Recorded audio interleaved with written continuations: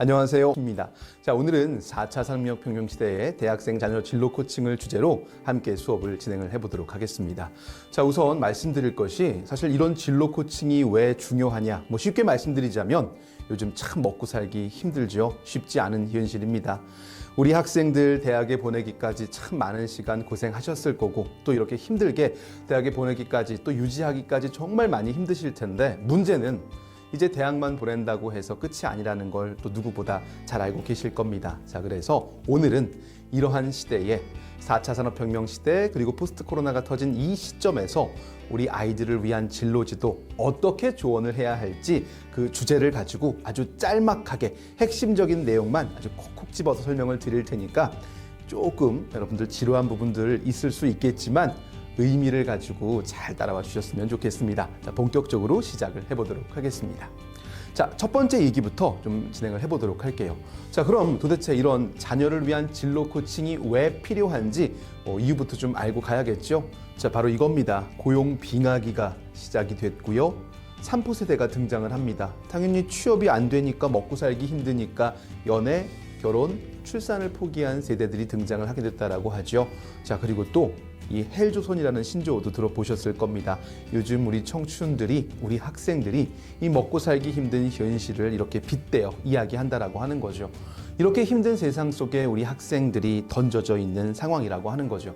자, 그렇다고 한다면 도대체 어떤 조언을 또 어떻게 해주는 것이 학생들을 위한 가장 최선의 길일까 한 번쯤은 고민해 보셨을 텐데 쉽게 답을 찾을 수가 없으셨을 겁니다.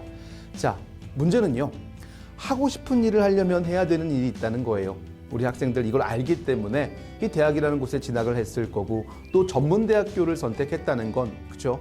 취업을 하겠다는 의지가 있다라고 하는 거죠. 자, 입시라는 게임 그렇게 열심히 달려왔는데, 그리고 대학에 와서 또 취업을 준비하는데, 자, 문제는요 바로 여기에서 또 펼쳐집니다. 취업하기 힘든데 취업을 해도 힘들다는 그 현실이라고 하는 거죠. 자, 그러니까 그저 옛날처럼 우리가 알던 시절의 그 대학 이야기처럼 어쨌든 우리 아이가 대학만 졸업하면 취업까지 알아서 하겠지라는 생각은 이미 옛날 이야기가 되었다는 것이지요. 자, 그러면 결국 이 먹고 사는 문제, 이 진로라는 이야기는 인생이라는 시험에 나오기 때문에 그냥 지켜만 보는 것이 아니라 부모도 적극적인 개입을 통해서 무언가 도움 한 가지는 줄 수 있어야 된다는 겁니다. 자, 그 조언을 하려면요, 게임의 법칙을 좀 이해해 주실 필요가 있어요. 자, 무슨 얘기냐? 자, 우리가 게임을 할 때도 사용 설명서, 게임을 하는 방법을 읽고 시작하는 사람이 있고요, 하면서 배우는 사람이 있죠. 자, 이게 그저 게임이라면 하면서 배워도 얼마든지 가능하겠지만 이 인생 게임이라고 하는 건 그렇죠, 다시 되감을 수 없기 때문에, 중도에 포기할 수도 없기 때문에 설명서를 제대로 읽고 시작해야 된다는 겁니다. 자, 그럼 제가 이렇게 한번 여쭤볼까요? 자, 우리 부모님들, 지금 현재 수업을 보고 계신 우리 부모님들은 우리나라에서 직업이 몇 개나 있는지 혹시 알고 계실까요? 알고 계신 직업이 몇 개나 될까요? 우리나라의 직업의 개수가 무려 약 11,900가지 정도가 된다라고 합니다. 자, 그런데 결국 공룡이 왜 멸종을 했을까를 생각해 보시면 되는 거예요. 자, 무슨 얘기냐? 공룡이 멸종한 이유 여러 가지 학설들이 있지만 중요한 건 공룡이 잘못해서 죽은 게 아니라 변화한 환경 때문에 죽게 되었다는 거죠. 우리 학생들도 마찬가지입니다. 예전처럼 똑같이 열심히 공부를 하는 건 똑같이 가는 길이겠지만 문제는요, 환경이 변화하고 있다라고 하는 거죠. 결국 부모가 알고 있는 직업의 수가 우리 아이가 할 수 있는 직업의 수가 된다는 것을 이해해 주셔야 합니다. 고로 직업이라고 하는 건 결국 시대상을 반영하는 것이다. 그리고 우리 아이들의 진로도 시대상을 반영한다는 것을 꼭 좀 기억해 주시면서 함께 이야기를 풀어보실 필요가 있을 것 같습니다. 자, 그런데 대학만 가면 끝나는 줄 알았던 겁니다. 우리 학생들도, 그리고 우리 부모님도 마찬가지일 거예요. 특히나 요즘처럼 먹고 살기 힘든 세상에 그 비싼 등록금을 내고 학교에 보냈는데, 아니 이렇게까지 다르지도 않는데 왜 알아서 취업을 하지 못하지? 현실을 좀 보실 필요가 있겠죠.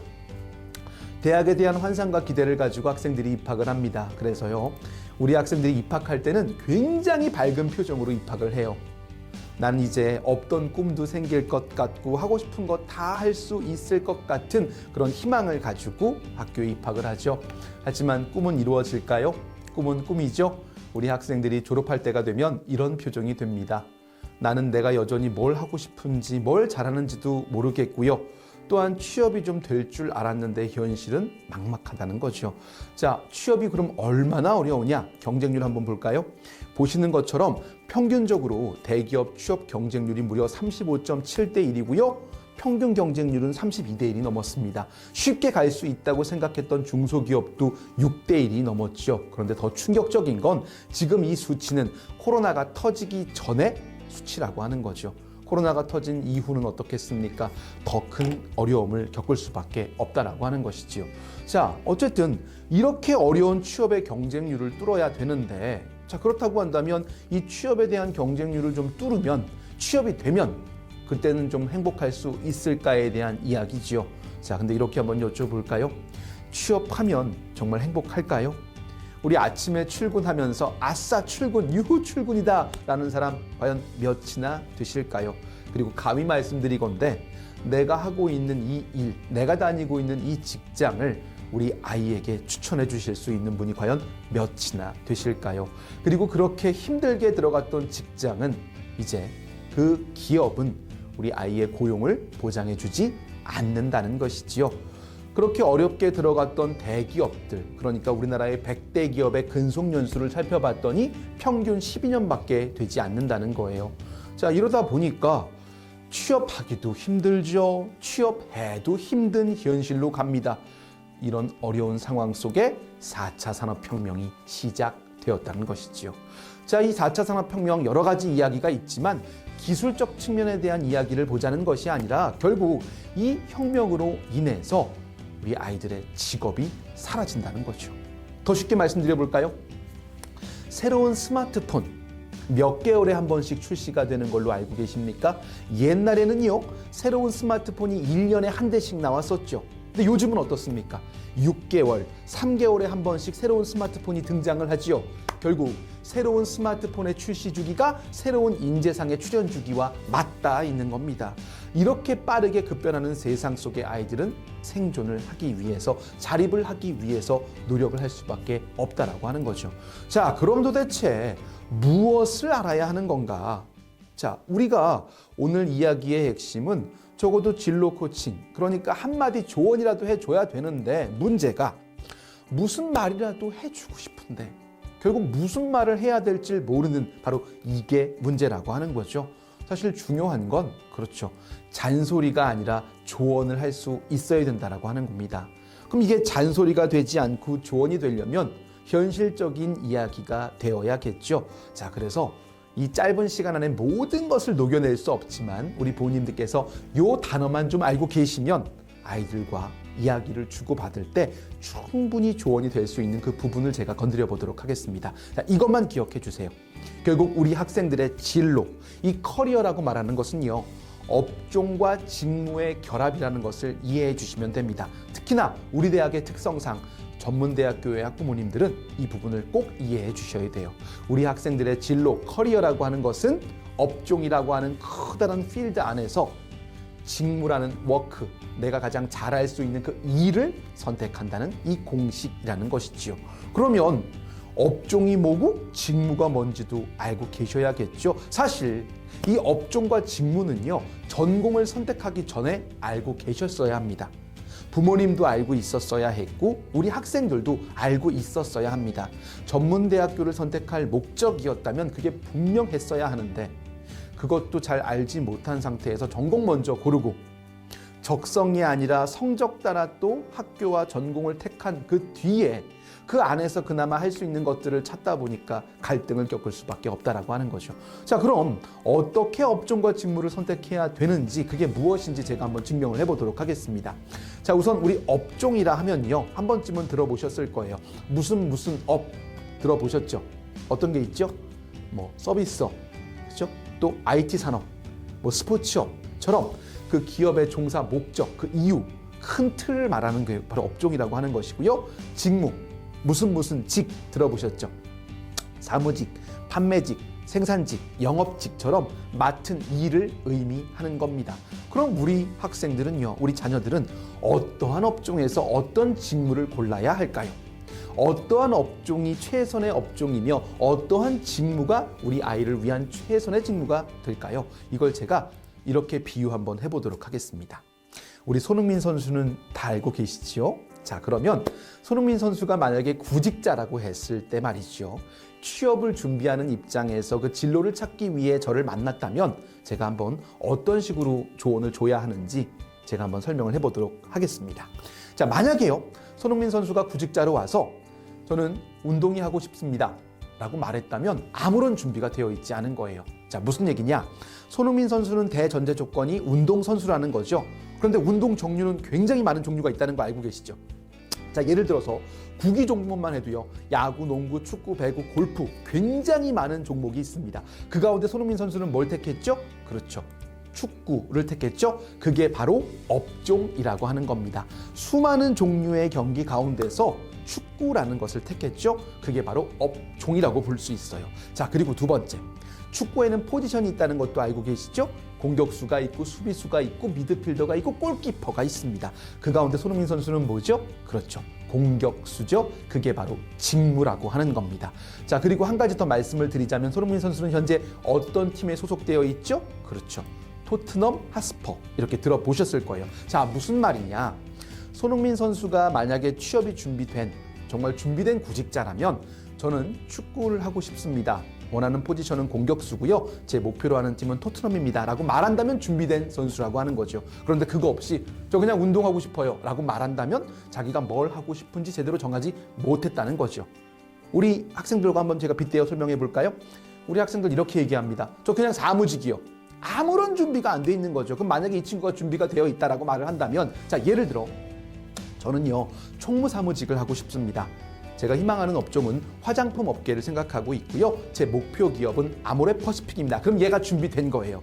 그럼 우리 아이가, 우리 자녀가 제대로 된 진로 설정이 되어 있는지를 물어보실 거면 이렇게 물어보시면 돼요. 너 뭐 하고 싶니? 라고 물었을 때 업종과 직무를 말할 수 있다면 준비된 거고요. 거기에 기업까지 선택이 됐다면 정말 준비가 잘 된 케이스예요. 그런데 그거 없이 아까 말씀드린 것처럼 모르겠어요, 그냥 사무직이요 라고 말한다면 이거 아무런 준비가 되어 있지 않다는 거죠. 자, 그럼 여기서 한 가지 좀 덧붙여 말씀드릴게요. 업종과 직무와 기업 선택의 근거가 무엇인지, 어떻게 선택해야 되는지 조금 궁금하시죠? 자, 첫 번째, 업종부터 갑니다. 그러면 또 손흥민 선수에 한번 제가 비유를 해보도록 할게요. 아주 어린 시절부터 손흥민 선수는 축구를 했죠. 그 어린 아이가 축구를 포기하지 않고 쭉 할 수 있었던 가장 원초적인 본능은 뭘까요? 축구를 좋아하니까요. 그렇죠. 업종 선택의 첫 번째 기준은 좋아하는 거 고르는 겁니다. 업종은 좋아하고 관심 있는 분야를 선택하는 겁니다. 그리고 한 가지 더가 있어요. 업종 선택의 또 하나의 기준은, 손흥민 선수 지금 몸값이 얼마라고 들으셨습니까? 1200억이라고 하죠. 손흥민 선수가 축구라는 것을 선택했기 때문에 세계적으로 인기 있는 스포츠였기 때문에 그만큼의 몸값을 받을 수 있었다는 거죠. 만약에요, 손흥민 선수가 자칫 잘못 생각해서 축구를 택하지 않고 족구를 선택했었다면 지금도 동네에서 족구를 차고 있었겠죠? 바로 이 업종 선택의 두 번째 기준은 전망이 있어야 합니다.